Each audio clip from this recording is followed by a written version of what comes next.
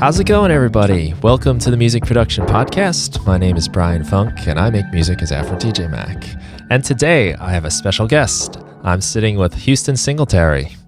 Huston is a major part of your Ableton Live experience. He's got head of sound design, sound creation, correct? Is that, First of all, hey, Brian. Jumping right in. Yeah, man. The role, technically it's, you can kind of look at it like lead sound designer, preset manager. We've got a pretty remarkable team within our sound and packs division. So I work alongside several folks, but my primary role is sound design in regards to preset and content. Right. So it's it's a little, sometimes kind of hard to define because the scope is a little broad, but at the end of the day, it's presets and content. Yes, you're having fun making in this case, sounds. Live 10. Yeah. So, yeah. You get to have fun making all those sounds. Well, I have a blast because it's what I love, but I also have the privilege of working alongside a really great trove of freelancers, which I can tell you all about. You know, there's the freelance sound designers that work with me and alongside me, and then we've got my colleagues as well, that contribute to what everyone uses in Live 10 these days, from wavetable to, all the other, drum racks and all the other instruments. So, right. But it is a blast. I love it. So. Yeah, and I think you guys really stepped it up for Live 10. There was quite an effort to really produce a lot of new sounds. Yeah, thanks. It's interesting. It's, no secret that Ableton, as a company from release to release, we like to spread that time out, so we had a good bit of time to sort of really think about, and this is just from the sound side of things, to really think about what was going to, not to really look at as important to the product as much as what users would really identify with. And that's where things like Wavetable came into the picture. And that's where bolstering some of these effects. And then came which is sort of an interesting tale as far as my role becoming into the sound team on the Berlin side, because I came from the US side of things here in the States, which probably a lot of your listeners, or some of your listeners might remember. But back to the sound, it was, Wavetable was an obvious thing, but also just the overall scope of the presets. Mm-hmm. And it was standing back and looking at the big picture of where we were and the journey we took with sound from Live 7 to Live 8. 8 was a pretty big jump as we started getting deeper into racks out of 7. And as we moved from 8 into 9, then there was the 9.5. Yeah. So it was an interesting thing, because when 9.5 came out, that coincided with push. That coincided with, which was a major thing in itself from a hardware side of things, but we got into slicing, and that type of stuff. So, and all along the way, we had sort of this flagship synth, which was Wavetable. So, my role was to step back, look at the presets as a whole that were existing, try to figure out a way to bolster what we had, and sort of categorize what we had, and then sort of, purge isn't really the right word, but it was like sort of see what could go and then see what could be bolstered with what we had, but then come up with entirely new things like our curated packs, the driving glows and the skitter and step and those packs that are part of Suite. That was a whole thing to work with. And we had the Wavetable, and then we had like I was just saying, figuring out how to bolster presets that were existing and just amp them up. How do we make our drum kits have more impact? How can we get things louder? How can we make bass sounds more impactful? Those types of things. So yeah, it was 2.5, almost 3 years of just, a lot of nitty gritty sound design. And again, I can't say enough about, this band of freelancers that I brought aboard starting, about 2-3 years ago, and, from all over the world. So it's not to say there's hundreds of freelancers out there, but it's, I can count them on two hands. So, right. So that was a big part of it, and it's been fun. Absolutely. and it's, you know, still going, still developing, and you know, working with third-party partners and affiliates with packs and things like that. So, well, I gotta imagine that's a lot to digest and think about, because you're kind of defining the sound of the software in a lot of ways, and you're also really kind of suggesting a direction almost for the user and the types of sounds. Yeah, and it must you know, Brian, that's interesting. Yeah, that's interesting you bring that up, because there were times during the stages of development as we headed toward 10. And again, you know, it's no secret that as a company, there are some sizable gaps in time to really identify the directions we want to take with the product, and then the subsequent release. So sometimes that can take 2 years, 3 years, whatever. But there were times when I would sit back for a moment and take those thoughts into consideration. It's like, what I'm doing right now is, the intent is to hopefully identify with the users out there, and not only just users, but you start thinking about the amount of live users that are out there that are going to be handed this release with this new flagship synth with wavetable, all these new drum kits and these new curated packs, you know, chop and swing, and this kind of, all this new stuff, louder and bigger and hopefully better, and you know, without really messing too much with the legacy sounds. You know, that was something we had to be careful with too. There's plenty of people out there that work with the sounds that were in 9 and 9.5. So there, I'll be quite honest, there were those late evenings and long days where I realized that myself and my team were heading in a direction to where ultimately we would have something to share with the world of Ableton users. And it did feel special. I will be perfectly honest with you. It was a good feeling to know that the ultimate goal was to deliver presets that were, as I tended to put it a lot of times, like would just jump out of the browser itself, as you would go through, especially in some of these packs, the curated packs. Yeah. And for maybe some of the listeners that aren't familiar with what I'm talking about, in Suite 10, you can also just go to the website and download them as well, and as you upgrade to 10, but you're afforded these special packs that have genre-specific sounds, kits and presets and things like that. So there's different genres and different styles and all these crazy names and things like that. So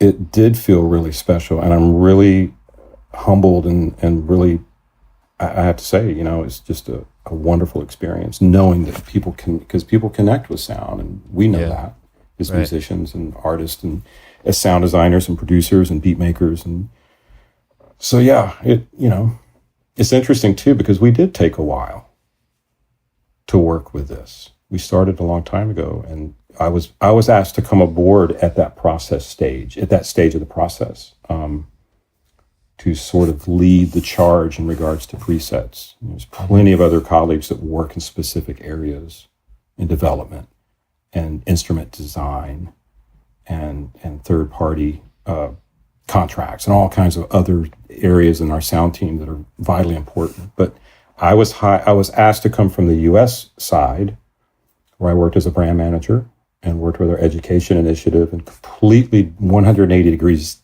different from sound design, to come aboard and work specifically for the Berlin side, in Berlin, Germany, at headquarters. So it was a big change personally, but I knew, there was no hesitation. That's what I wanted to do, because that's been my number one, is making music, doing sound design, working with synthesizers, being a finger drummer, that kind of stuff. So so it's a testament to the team, that thought that through. That was a pretty big step, and it really was. Back to your comment, I was really pretty honored to work in that capacity and be able to, what I hope would be deliver sounds that connect with different people at different stages, whatever your style is, whether it's hip hop or drum and bass or ambient, techno, whatever. So yeah. Well, As far as I've seen, the response has been extremely positive over those sounds and those packs. Our ratings, our sound design ratings. Yeah, well, yeah. Our Nielsen, people are excited ratings. about it. Yeah, We're exactly. We're going to keep you for another season. Sounds of Ableton. Yeah, man, Yeah. it's good. I'm in Berlin now for a few days doing some work, and then I'll be back to the States in a couple of days. And just talking to my colleagues here in Berlin, and then acquaintances through those colleagues who have literally just this evening, I had a conversation with someone who does, it's like he does ambient, he does techno, he's a DJ, but he's also a live user, and he's got quite an assortment of synthesizers apparently. And he was really digging into detail about Wavetable and how it sort of changed his whole approach. How at first he was a Serum user, fantastic synth, obviously, and he was kind of slow to sort of start accepting the fact that there was a different kind of wavetable approach that was in live. And he says now it's in everything that he does. And he was naming presets. He was asking who made preset. I said, I don't really have those on my phone, man.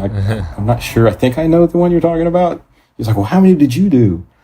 And who's that? How many did she do? And so there's a lot of diversity. Something else I'm really proud of too, with the freelance team, as well as some of my colleagues, is we've got a lot of great diversity amongst our sound designers. We've got 5 or 6 female sound designers. We've got designers from all over the world, South Africa and all over Europe and Mexico and the United States and Canada. And that's been fun too, sort of managing, if you will, that team. I bet. If they contribute, there's a directive, there's, an email will go out and it'll say, hey, is it possible to get this number of presets delivered? Here's a Spotify list. Here's what you need. See what you can do. And there's, and that's sort of created that big part of kind of going back to your comment earlier, I think, about the reception to the sound with Live 10 as opposed to past versions, is that a big part of my approach, sort of managing that preset side of things, was we had to have diversity as far as input and creation. It couldn't just be, Brian and Houston presets, because then it sounds like Brian and Houston presets. Yeah. And 75% presets are Houston sounds. Oh yeah, there's those beefy basses and fat leads and those pads. It's like, what about all the other stuff? There's plenty of other people who do like really good work. So I think that it made a difference. I think so. I don't know how many, I don't know how many other companies do that, but I think it makes a big difference. So. Well, it felt like really like a feature almost, like, you get like your new synth when something comes out, the new updates, you get maybe the new effect, but the sounds to me that was like a solid feature, like, headline type of feature thing, just because of that all the diversity and all a really large scope. And I guess what I'm kind of thinking is like, to ask you is, how do you pull that out? Because having the team must be a really important part of that, but is there some sort of, you said something about a Spotify playlist. So is it like, here are songs, we like these sounds, something in this vein? It's a process. You got to kind of look at it like, it's kind of a thing of the past, I guess, the way some people look at it, sort of like artist relations with record label days, or when you're scouting bands and things like that. And so you've got sort of like, this is what we're looking for this release cycle in this part of the country for this label or whatever musically. So in a way, it's kind of like that. The scope, you were making me think of a couple things when you're asking that question. The scope is large in regards to what we would just call sound, air quote sound, because we've got in live, as the users listening to this podcast know, you've got the core library, then you got third-party packs, then you got suite. So you got a lot of different levels of sound coming in, but ultimately you've got that core library that when we started working on 10, part of this approach to not only work with a diverse group of individuals as far as inputting creative stages of sound was also part of my role was identifying what their specialty was. So if I knew you as maybe a friend, or as a referral, it's like, hey, you should get with Brian, AfroDJMac. His packs are crazy. He's so good at this and this and this. We would have a conversation. I might just, get in contact with you. And then I'd want to know eventually, like, when you sit down to create sounds, where do you go? Are you dub techno? Are you kind of house stuff? Are you organic? Are you rootsy? Are you more of a drum guy? Are you an impact guy? And so that's really one of the keys, was to have a barometer of how each of the freelance sound designers and the internal colleagues that I worked alongside of, where their strengths were, and have really honest conversations about that. Yeah. Verbally or an email, just like really lay it out. And the interesting thing was, a lot of times individuals who I would approach or I would have conversations with sometimes didn't materialize, because they just realized that, I only do this. I'm not sure if that's going to work. It's like, no, you should still send them to us. Send them to me. Let me hear them. And so it's sort of, you sort of get the cream of the crop. It's like, right. It's nothing personal.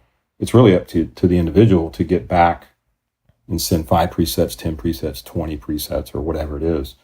But honestly, that was a big part of it, was to be able to have these massive documents that we had specifically set up for type of sound, when it came in, the style, the critique feedback, who it was, like literally thousands and thousands of presets. It's insane. And I could go look at that right now, literally. And we would have these subcategory folders and all this kind of stuff. And then we were able to basically cherry pick sounds that we felt at that stage of the build, if you will, the stage of the build cycle for 10, those incremental steps. And it's like, hey, we got 45 new presets for this drum and bass pack, for skitter and step, or glitch and wash, or the core library. We need more split bass arpeggiator sounds with pads on top. Well, who does that? Oh, I know exactly who to get. Yeah, right. Okay. Let me get so-and-so. Let me check and see if he's available. And I just drop a note. And it's like, hey, it's as easy as that. And they're under contract, and everything is it's laid out pretty methodically, honestly.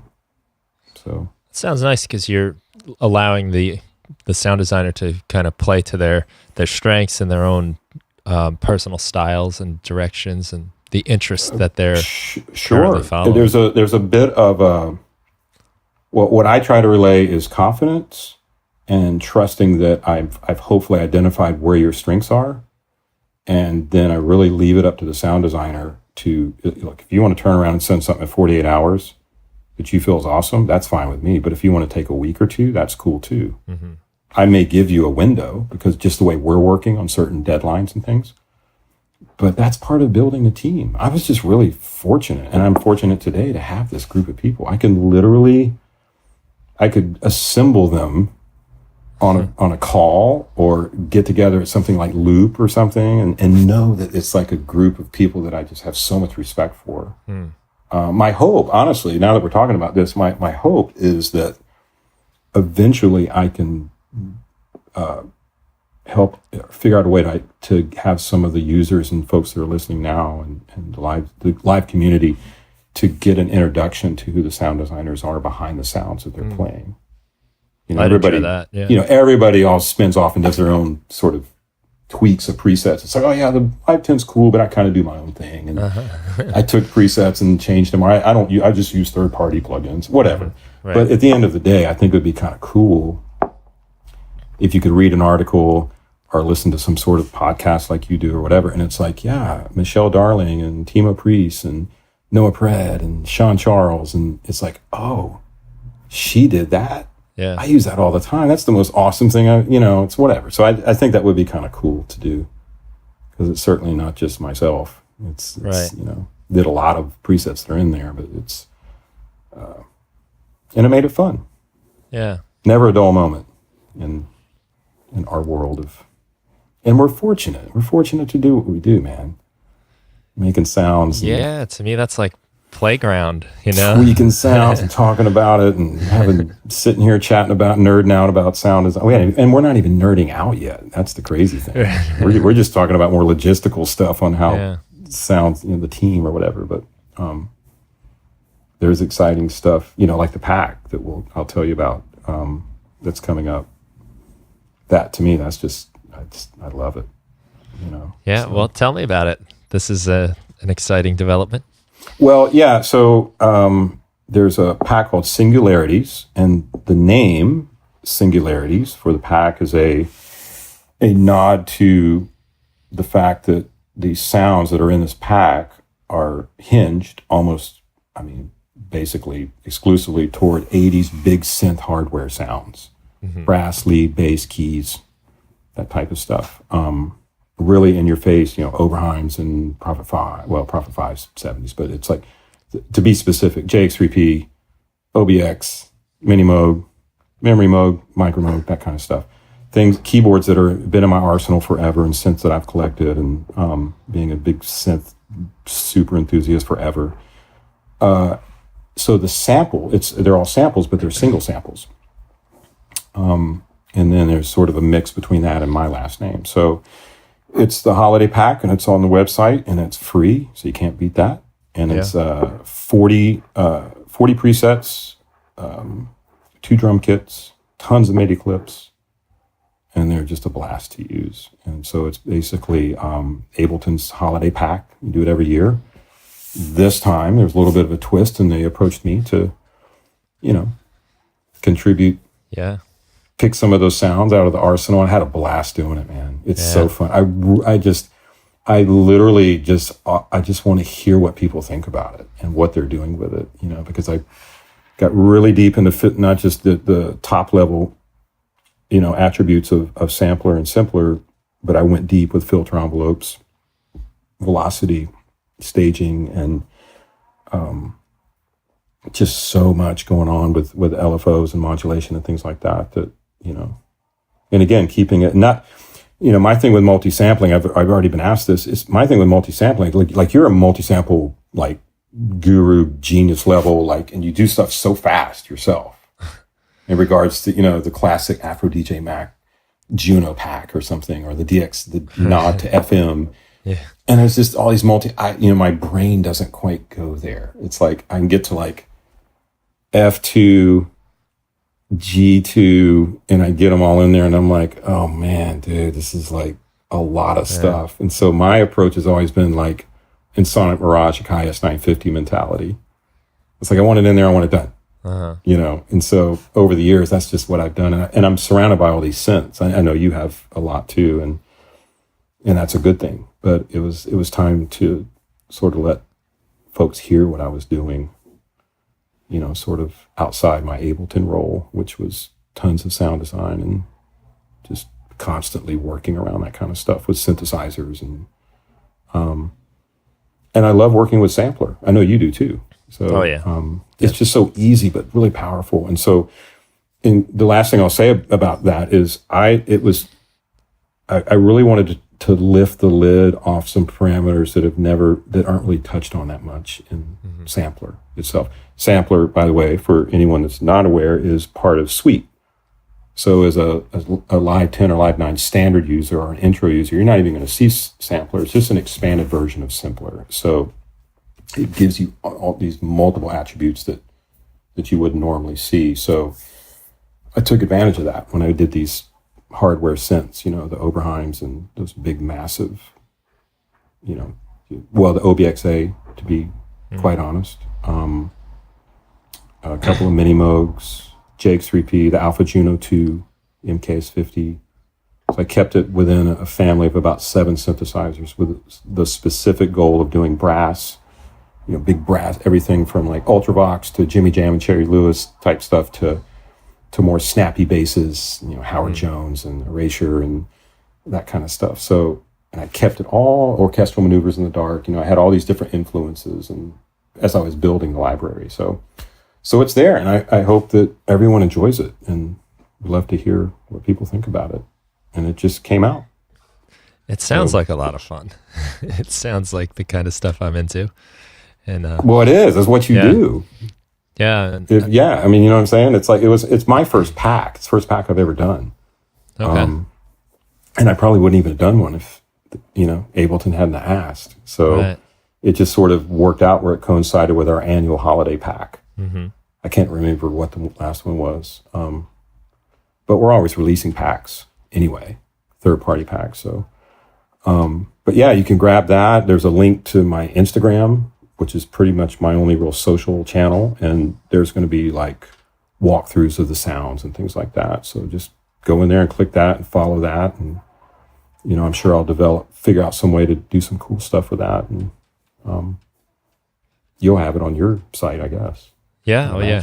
We'll definitely have links in the show notes and on the it's front and center on Ableton's site right now. So it's like the holiday pack gift, I think it's called. It's like our gift to you, to all our Ableton users. We love you. So nice. It was fun. It was fun to get some of my stuff out there besides just the stuff that's all inside the core library of Live and all those packs, curated packs and stuff. So well, in following your Instagram, first of all, you're like a world-class finger drummer, which is very fun to watch. I love finger drumming. Yeah, thank you. I appreciate that. It is something else. It's just kind of like, shocking almost. Well, I'm a drummer, and I think that finger drumming thing started back in the day when I came up kind of as an MPC user. I was a drummer, and then like a lot of drummers, I got into college or university, and then they sort of got stacked in the corner, and I got more into technology and bought my first sequencer, my first synth, and listened to all these influential records and music, and I was like, I want to program some drum machines. Mm-hmm. But it really wasn't the drum machine. It was the MPC, the way the pads laid out, but really my whole finger drumming thing became an obsession when Roland and Easy Drummer came to the forefront with their articulate acoustic kit per note, sort of that whole, kick is on C, side stick, and you were able to the SRX series from Roland, and then the Easy Drummer series. BFD had been out for a little while, and so that's when I started to kind of really become obsessed with it. Yeah, the rhythmic. I think the rhythmic attributes has just been being a passionate fan of just playing drums and appreciating rhythm and getting your 10,000 hours. I guess it's one way to put it. It's one way I look at it. But that's what's great about things like melodics. Yeah, love melodics. Wasn't around when I was coming up back in the day. It was just sitting in there having fun, just figuring out how to like cross fingers over and do trills and fills and things and right. So melodics is great. That's a finger drumming app. It's actually not even just finger drumming anymore. There's electronic drums and also keyboards, but it teaches you almost like Guitar Hero, really. But it's actually educational. It'll push you. Yeah, it does. It gives back what you put into it. Mm-hmm. It's not gimmicky. So if you are just sort of like, I'm going to take a break, it'll take a break too. And so it'll test you, and it will literally nice. It'll literally show you how tight you are or what you're missing, and it's deep, man. I mean, there's stuff on there where I go in, I'm like, I don't know about this crazy 7/4. Let me try it, and I'll get in, and it's really cool because it locks in with whatever DAW you have, and it's kind of virtual. It's neat. Yeah, I think they did a great job with it. It's really fantastic program for anyone that wants to get into that stuff. But yeah, that's what I do on my big part of my Instagram page is just showing people things that just kind of come into my stream of consciousness, and I just do it. It's not really a dedicated channel with me just doing one or two things. One video will be a finger drummer on push. Next video will be me emulating a pedal steel guitar on a complete 61 keyboard, and the next thing will be me doing some other crazy modular thing, like whatever. Because I never leave my studio. It's like, so I got to get it out there somehow. Yeah. It's like I just stay in there and set the camera up and go. Worst places to be, right? It's fun, man. I love it. It's fun. So, but I'm hoping like with the Singularities release and the tie-in to my Instagram is I'm going to focus a lot over the next good while doing sound design type stuff. So, can I ask you a simple technical question for my own selfish needs? Sure. What do you use camera-wise when you do your videos? They look great, and I use an iPhone. I think I have a 7. I don't have an 8 because I'm pretty sure the 8's a little better. But I use the iPhone 7. I have a couple different little tripods because literally I'm pretty rogue. Like I'll get something in my head, I feel good about it. I'm like, I just want to share it. Right. So I never really plan stuff. I mean, I might do a couple of takes on something if it's a little bit more involved, like a solo or some chord type stuff. And I have a GoPro Hero. I broke my Hero 5 because I tried to update it, and I shouldn't have. So I got a Hero 6, which is great. And I use the Hero 6, which I love about the Hero 6 is you can control it from your phone. Mm-hmm. They have this really nifty little app. So you can kind of airdrop things around and kind of move around. But at the end of the day, honestly, if I had to, like Desert Island doing Instagram, just give me my iPhone, give me the iRig 2 little adapter for audio. Mm-hmm. There you go. Easy, that's right? That's kind of it, man. That's right in there. Sort of you just kind of get 60 seconds in your head and do your little thing. You know, it kind of depends too. I don't really plan things out. That's why I guess probably why there's so many in there. But I do it into the phone. I chop it to 60, get a front and an end, hit the plus sign at Instagram, and in 20 seconds, I've got something out there to the world that either freaks people out or they think it's cool. I don't know. So yeah, I just like doing it, and I'm never going to stop. So, well, it's nice. I guess you get the iRig gets you the good audio right into the phone. It just, that kind of dawned on me one day. It's a little unconventional in a way, but it actually makes sense. I sat on that thing forever. You know, I used to use a little bit. I got it for guitar. Yeah. But I really found myself really using my guitar more into the system than the phone, although that was a neat thing. Amplitude, I think it's called. Uh-huh. But then one day it just dawned on me. I'm like, wait a minute. If I can get guitar in, I can get stereo send from the 2-track on my mixer. So it just sits there. And then I have the little silly special Apple adapter. Yeah. And I take that and then I stick that in the 7 and then I'm good. Nice. Works like a charm, man. Yeah. Simple is sometimes the best. It's complicate things. One day I'll get bold and I'll enter the Twitterverse and get back on Facebook or YouTube or something. But I used to do all that YouTube stuff, as you probably remember. And then when I took some different roles with Ableton, they got a bigger video team, and so Jesse and those guys started doing all those videos, starting I guess around Live 8. I can't remember when I stopped doing them. I used to do all those. A few years ago now. Yeah. When it was like you didn't have that stuff that was easy. You had cameras and Slate audio and all this kind of stuff. It was like, it's funny now. People just set up with probably like you do, because you're on like 5 millionth video. I mean, how many of those have you done? Oh, I don't know. The Racks have done 177. Yeah. I was going to say, it's like hundreds, man. Yeah. And then you are like video dog. So yeah, but I gotta say my method hasn't really evolved as much as it probably should have, and the video part is a big stressor for me, because it never really feels easy. Is that why you wear sunglasses? The sunglasses have helped for like reading, so I'm not doing this. Back and forth. Oh, so the secret's out? Has anyone ever asked you that? I think I just gave a secret to the world, I don't think so. That's I never thought of that. I thought you were just being I'm usually, I'm cool too, but you are. But I'm usually you did it for the hide your dude. That's awesome. But it's also that sometimes the lights even, but just kind of the thing I started doing. But I haven't really evolved the setup too much where it's like nice and easy, and sometimes I'm trying to figure out still. That's why I asked you the question, did you have like a secret camera that makes it really easy? Of course it's just an iPhone. Man, I love it. It works. Here's why I love the GoPro.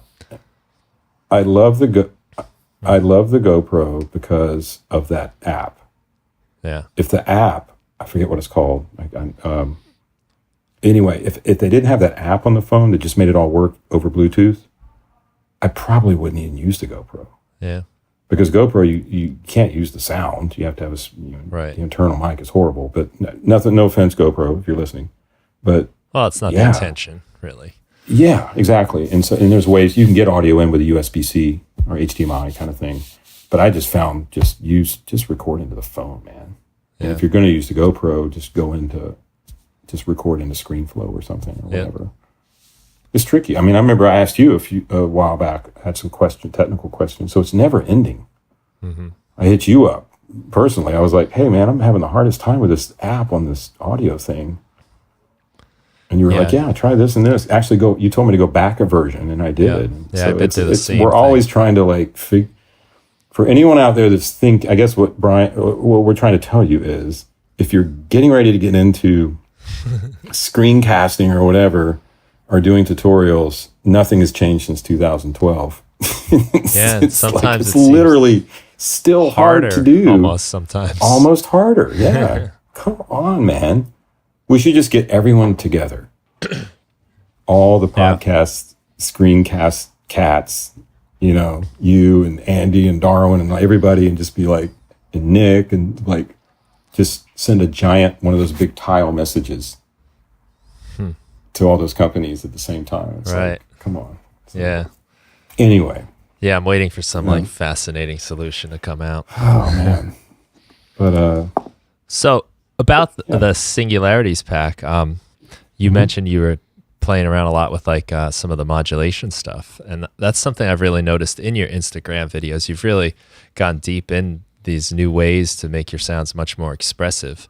And I think I did see a video you did with the lap steel guitar, and there's some coming. I'm and I appreciate that. That's a hard one to emulate. I'm fascinated. Well, first of all, I'm a total synth nerd, and been a collector for years. But my favorite thing on earth is still guitar. Not the actual act of playing it, but just being a fan of the artistry of playing guitar and acoustic guitar, and especially lap and pedal steel. Yeah. And there's attributes of country music and bluegrass and stuff that I love, but it's and so I've been working, try to just condense this into a shorter answer, but I've started to put a few feelers out there on what I'm trying to sort of fine tune with my approach to pedal steel through keyboards, and I'm getting close. I'm almost there, and the stuff that I'm working on is pretty crazy. It's doing sort of polyphonic bends and opposing polyphonic bends, if you will, all kinds of interesting stuff, and different tunings on different notes and keys within the sample and things like that. So I'm just obsessed, So it's the closest thing I can get, because I can't afford a pedal steel, man. Those things are so freaking expensive. Yeah. Oh, not that I would learn it anytime soon. I hear it's crazy. There's that difficult part too, right? Yeah, but yeah, I love stuff that lets me get in there and modulate things around, like the Expressive E Touche. I had that thing really early on. I worked with those guys on some beta stuff, and I was really fortunate to get in there early on that thing. And if folks aren't familiar with what it is, it's basically like a paddle of wood that's on this really interesting, basically kind of floating apparatus, and it allows you, it's super touch sensitive, but not only is the velocity, it allows you to do up, down, left, right, X, Y, and it's incredibly sensitive, so you can just kind of slide your finger across and it works through the UVI engine, and those guys are fantastic. So you've got these great presets to work with, but you can also apply it to hardware. So they've done their homework at Expressive E to where you can hook it up to your Prophet 6 or Omnisphere or whatever you want to do. So I've got that sitting right on my keyboard. Yeah. But yeah, and in Singularities, I did tons of stuff with modulation, but not just for things like pitch to volume and vibrato type movement. I did things did small sort of oscillating pulse width type things, and also tied to velocity. Again, this is kind of under the hood stuff with sampler, but it's really deep what you can do in sampler. You've got just pages of areas you can go with 3 different modulating sources. And so when you play, what I try to emulate the best I could once I got the raw sound I wanted from the actual synth for the sample in the preset was to sort of get that feel of drift or multi-output sort of, push and pull kind of stuff. And it's really evident if you open up Sampler, and again, Singularities will show up as a sampler, but just right click and open it up as Sampler if you're a Suite user. Hopefully, you might even have some tutorials on this, but once you get into Sampler, you can go to the LFO and to the MIDI page, and you can just see all these attributes. And there was a lot of stuff in there that's really, in my eyes, has been untouched for a long time. And that's what I tried to open up with this pack. Right. Was using those parameters along with filter envelope parameters as well. So yeah, if I can move things around subtly or in a big wide way, I'm going to do it, especially with filter attributes. I use that word a lot, but it's just, and then just simple things with the mod wheel, reversing filters, opening and closing, or halfway opening with the mod wheel going the opposite direction, but also have that tie into some LFO movement on a little bit of pitch envelope or something, and just doing, more than one thing happening at once. But not spending a ton of time either. That's the beauty of Sampler. So you can do this stuff quick. And here's the great thing. Like so many things in Ableton, you can just save that as a template. Yeah. Just save that rack. And then all you got to do is just throw the sample in there. I mean, that's what a lot of folks are going to do with Singularities anyway. They're just going to hear it, and then they're like, oh, I'm just going to put all those samples I took for the A4, I'm just going to put them in there too. So it's a good thing. Yeah, so. I think I have my preset. My default sampler has aftertouch modulating pitch a little bit to get a little vibrato. Man. Maybe a little bit of filtering too. Pretty much everybody out there has it, but I worked with a complete 61 Mark II and Push 2 as the primary, root pieces that I use to work with that. But I mean, you can hook up to a System 8 or the DSI stuff, and you're going to feel every patch has got aftertouch doing something. Nice. Hopefully good. But not too spacey, not too weird, not too... Right. I really wanted to keep the sounds what they were to me in my ears. So you want them practical still, not just... I had influence. I mean, we could go down a whole conversation, I guess, with Singularities, and maybe we will at some point, but a lot of the sounds in there I kept the inspiration in focus. It's like, I love this sound of that song by The Promise, or I love the way Midge worked with this sound, all this Ultravox stuff, or New Order, Depeche Mode, or Vince Clarke with Yaz, the first record. So I kept it all from like 1980 to 1989. And what's interesting is you start to get toward the late 80s as a musicologist, which I just, that side of me, is you start getting into the Jam and Lewis and Teddy Riley and the New Jack Swing and like all that really fun stuff. So you got like the R&B coming out of the new wave and the sort of mid 80s and Naked Eyes and, Howard Jones and all this kind of really revolutionary sounds that suddenly went away. It was like January 1st, 1990. What the hell happened? Yeah. Suddenly it was like M1s and all these other new keyboards that said, see you later, analog. Right. we're gonna go away, and then we're gonna come back in this really big way in like the early 2012, 10 or whatever. You're gonna wish you never got rid of me. I don't know, man, but that's just coming. I mean, that was also a period that really pushed me in a direction that I ultimately, fortunately, was able to stay in. I fell in love with wanting to know with how those sounds were. Not just those sounds, but actually the art of sequencing. Yeah. How guys like David Frank and the System got that snappy bass line. It was like, oh, okay, the rim shot coming out of the 909 is syncopated. That's going into the Juno 60, and it's making that snappy sort of tied in with the kick drum bass thing. It's like, oh, okay, got it. Oh, man, how much does that cost? You know what I mean? It was like just young. It was like trying to figure out, I could barely afford rent, so I'm just trying to I can't afford a JX10. Right. And now I'm surrounded by that stuff because I got so heavy into it and just collected stuff and never got rid of it. And then it got trendy and cool in the late 2000s. And all that stuff was packed in gear lockers. So, But there's not to take anything away from other synths that I love too, like J800s and D50s and things like that. But I don't have any business trying to sample a D50. There's people that do it better. Yeah. Like you and other folks that do, and Micah and Pure Magnetic and all those cats that just do like great libraries that are featuring specific synthesizers. You know, my thing is just like making sounds. It kind of makes you wonder where it came from. It's like, I know that sound. What does that sound? It kind of sounds like Jump, but it also sounds like Depeche Mode. What is that? Uh-huh. And it was just some weird thing I did where I layered a Matrix 1000 with a Micro Moog and found that sweet spot on that one note and then tweaked it out. So, I mean, the proof is really in the pudding. So it's like play Singularities and see if it moves you. Are you sampling the same note every time? It depends. Usually it is kind of that middle zone. Yeah. But sometimes I'll do an octave. Sometimes I'll do an octave with more pressure on a lower note. Sometimes I'll do a C2. Okay. But generally I'll stay in that C range or F range, or as far as note, and generally in the middle, because it doesn't really make sense to. And again, I'm not trying to be too scientific. I just know the sound I want, or I'll come across it being around these synthesizers so much for half my life, literally. It's all I've ever done, honestly, since I got out of school. So yeah, that's an interesting question because it does make a difference. I mean, the input scenario was pretty straightforward. Had some UA, 610, some API, EQ going on, and then everything else is pretty straight.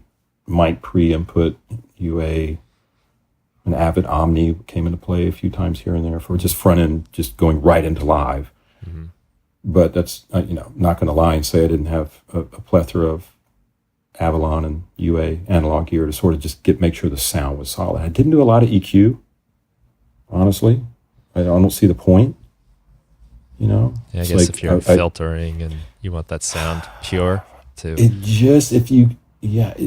It's hard to explain over a podcast interview or in a conversation where you're not in the studio. But if I walk up to the memory Moog that's in this room with some other gear that's got these JBLs going through a Mackie mixer, and I got that thing turned up to 120 dB, and I play a giant chord for you, you're going to know what that sound is, and you're going to feel it. And so that I know what that sound is. Yeah. But it's hard to explain unless you're standing there or you're in the studio. Mm-hmm. And my hope is that Singularities evokes that.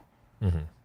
It may not when you just are playing a note, just kind of tinkering with it or playing it in the browser, but when you get it into a track and you play left hand, right hand, and you start playing with it and then start adjusting some of the macros, my hope and my feeling is that a lot of folks are going to gravitate toward having some fun with that pack. So it's definitely something that's, I don't think anyone's really done this before that I've heard, so. Well, no one's done it the way you've done it. That's for sure. That's your, I'd love to hear what people think about it for sure, and I want you to have fun with it and everybody else. And it's free. Yeah. That's a good thing. You can't complain about that. and it also works across all the platforms and live. So if there's some listeners out there, folks that are telling someone about it and they've got Live Light that came with their oh, that's nice. Quasimodo interface, whatever Novation thing that, they got Live Light and they're not sure about upgrading. They can actually still play Singularities in Live Light. It's crazy. That is nice. But it works across, and it's Live 10. So if you got Live 8 or Live 6 or a crack of Live 4, it's not going to work. Right. Sorry about it. But not that somebody probably won't figure that out, but, Well, that's cool because, for instance, at my school, we've got our music production club and we're using Intro. So it'd be nice to know that we can fire up some Singularities. And absolutely. You can fire it up with any. That was the goal. Even the demos that are in the pack were restricted to 8 tracks for that reason. That was a little painful for me as a composer.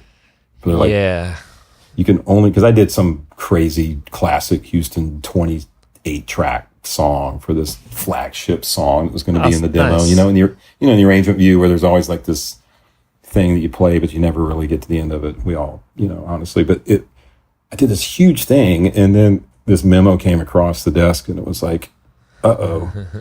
It has just come to our attention that since Live 10 was released, you have to do for live intro or live light, it has to be 8 tracks. I'm like, you can't take that.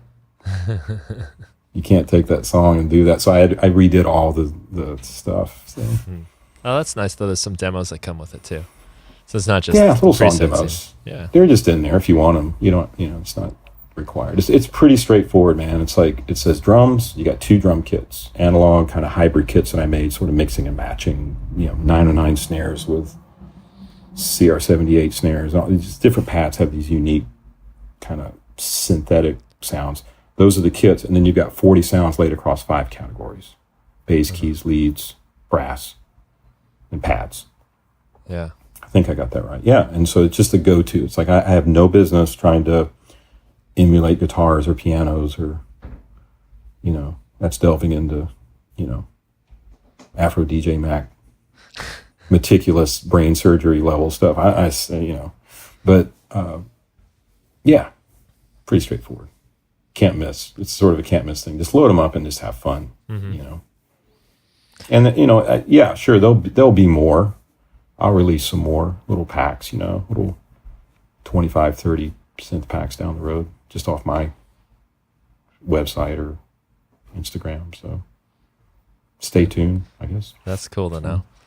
Yeah, I think it's going to be a lot of fun too with just for people to kind of dissect the patches. And someone said this. I think it was Francis Prev at Loop said to me, presets are open source.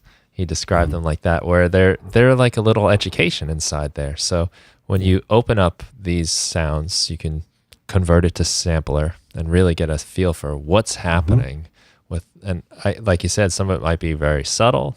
Maybe you don't even notice it, but then you realize when you change it a little, what it's really doing to the sound. And it's interesting because that was my approach as I opened it, under the hood with just the filter envelopes themselves, which are huge, if not the biggest part of what analog synths were back in those days.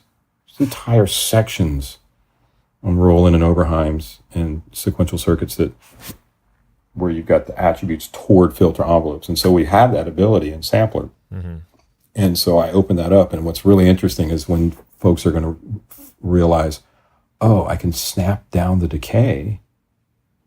I always thought that was ADSR. However, they look at this as a sort of a new experience with synthesis. There's nothing wrong with that. It's just, but what a lot of users are going to find is when they start playing with the parameters and the filter envelopes themselves, what that can do to a sound. Yeah. Without even touching the filter, just working with the filter amplitude and the filter envelopes. And then you've got what's really cool with samplers is you've also got the time ratio globally and all this kind of stuff. And so, that's just nerd out stuff though, man. Well, we sit around talk about this for 2 hours. You know what I'm saying? Right. That's the beauty of, that's what we do, man. It's great. Yeah. Well, I will talk about sound design and synthesizers and production all day.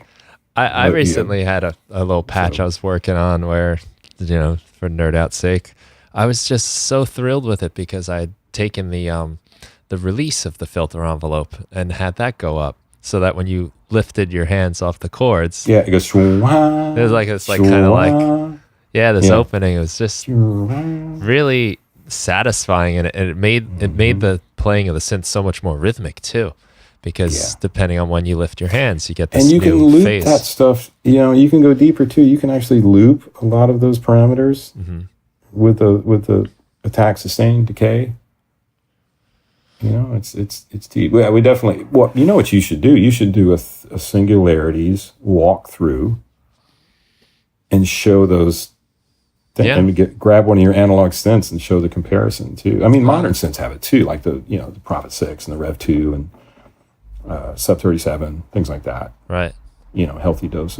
It's just sort of an uncharted modern era part of sound design that a lot of folks just aren't really aware of. It's like, oh yeah, ADSR, cutoff, resonance, velocity to filter. Ooh. Yeah, that's like 15%. It can do awesome things, but there's also all this other stuff. And that goes back to, it all ties 6 degrees, like all the way back to what Singularities is all about and the approach using these specific synthesizers. JX3P, Alpha Juno, OBX-A, Minimoog, an early Minimoog, a later Minimoog, and MKS70 and the JX10. Those are the pieces. I mean, those are some solid pieces. Yeah, man. And I mean, there's some sneaky little pieces that came in on a couple of things. Micro Moog is here and there on a couple of bass patches and stuff, but yeah. It's a nice gift, that's for sure. That's right. It's free. It's a holiday gift. Yeah, and you get, just in time. Maybe you have some time off now that the holidays have approached, and you can sit down. You need some new flavors in your music. Get your synth on. I've been thinking about all these things I want to do off like my Instagram page. Like I want to do a contest. Oh yeah. And it's not even, it's a contest. I guess you could win something, but it's like show the preset. Uh-huh. And then I have like a whole thing where I go through and show like the top 10 coolest variations of Singularities or something. And you said they've got the macros and instrument racks. So we've got easy tweakability there. You got audio effects. You got all the macros for the dynamic filter stuff and filter envelopes. You got things that do pitch envelope. Stages. You've got macro 7 might be delay on one, but reverb on another. Very decisive. Very. I was basically had carte blanche to do whatever I wanted, so I kind of did them how what I thought would be the go-to, since you've only got 8. Right. And I didn't nerd out so hard that I was like, oh well, they have to be just like the synthesizer. Yeah.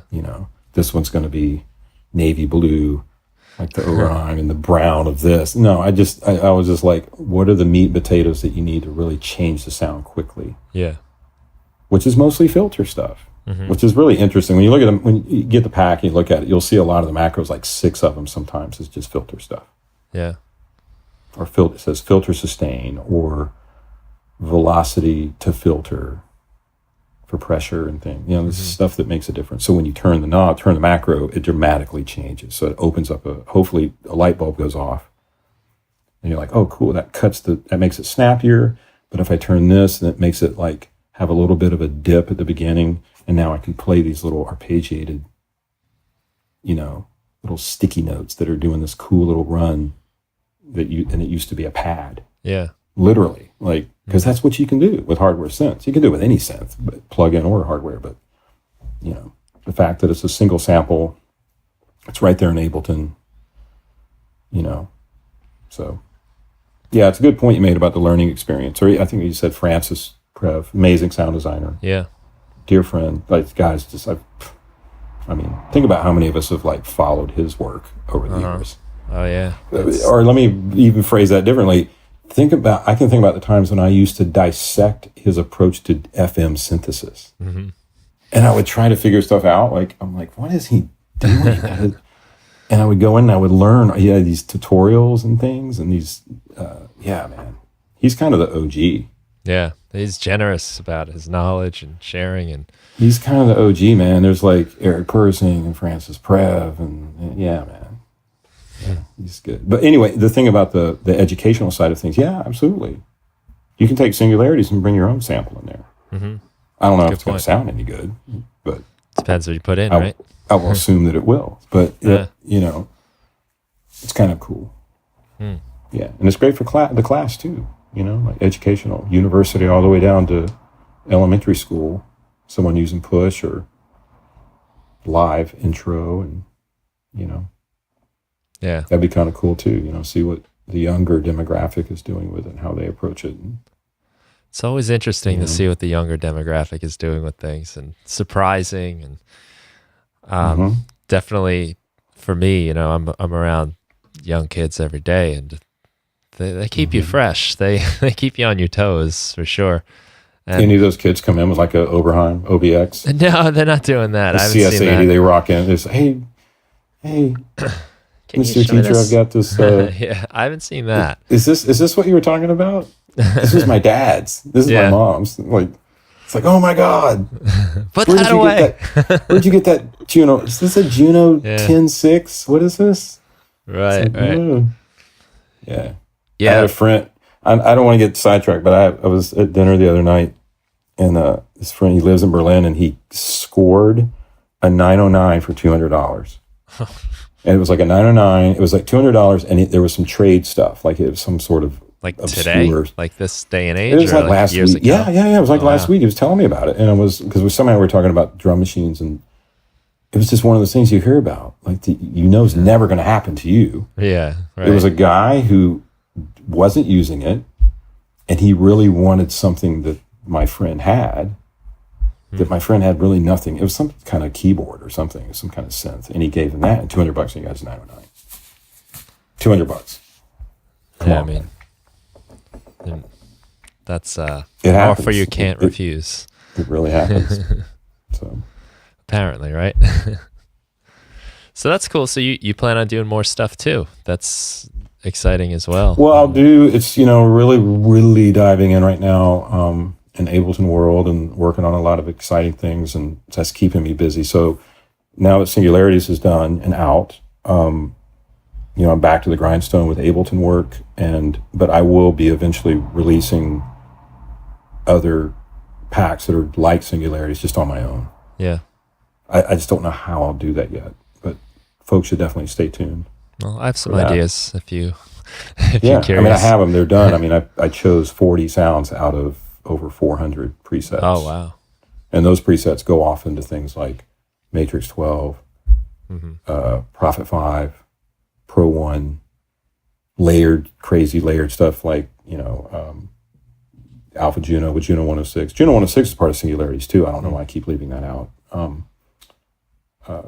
So yeah, I'm going to have stuff. All that information, it'll be on Instagram and my eventual YouTube channel kind of stuff. So. Right. Well, that's great. Man. Listen, I really do appreciate you taking the time to talk about this, and especially coming in from Berlin, a late night. My pleasure. Always good to talk to you, brother. Yeah. Always, man. And thanks so much for this pack. This is really incredible. 40 sounds. I mean, that's enough to keep everyone busy. And well, you're welcome. I appreciate that. One other thing I'll tell you, guess how many megabytes this is? I already gave part of it away because I said megabytes. Guess how big this pack is? Well, I'm guessing if they're single samples, it's not too out of control.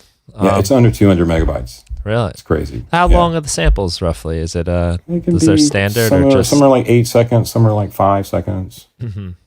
But I was really happy with that. It topped out at like 140 megabytes or something. I think years ago, if you said 8 gig library, I was like, wow, all right, and getting all these sounds. Today, that's like a turnoff to me now. I want it smaller. I want fewer, Well, I just can't do it. Yeah. I'd rather work on songwriting and other stuff. There are folks that I just have way too much respect for. Like yourself, Francis Prev, name a bunch of people that are just better at multi-sampling than I ever will, and so I just don't know if I could do a big giant gigabyte. Well, there's a lot of tedium to it for sure. There's parts of the process that you just gotta buckle down. You gotta have an appreciation for it. I do. I guess it's like the reverse. I have too much appreciation for individuals that are good at it for me to try to do it, because I've never done a pack before. I make presets for hardware companies out there, like Rev 2 and the Prophet X and System 8, and like I do all these presets for the Novation Peak and then all the Ableton stuff.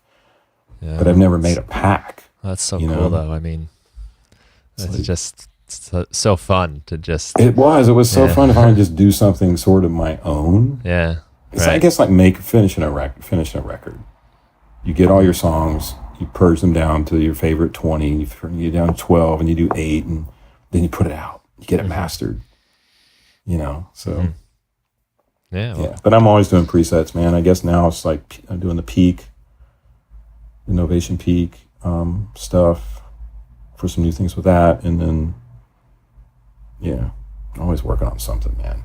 That's another thing. Great thing working with Ableton is I get on my time outside of work, I get to work on hardware related products, on and off, which is great, because it's non-competing, it's non-conflict of interest. So right. That keeps me tuned up. Yeah. Well, you take all bring it in too. Yeah, it's great. You get those notes. It's a privilege, and I'm really fortunate, and I don't take it for granted. You get those notes from these companies, and they're like, "Hey, we have this new piece.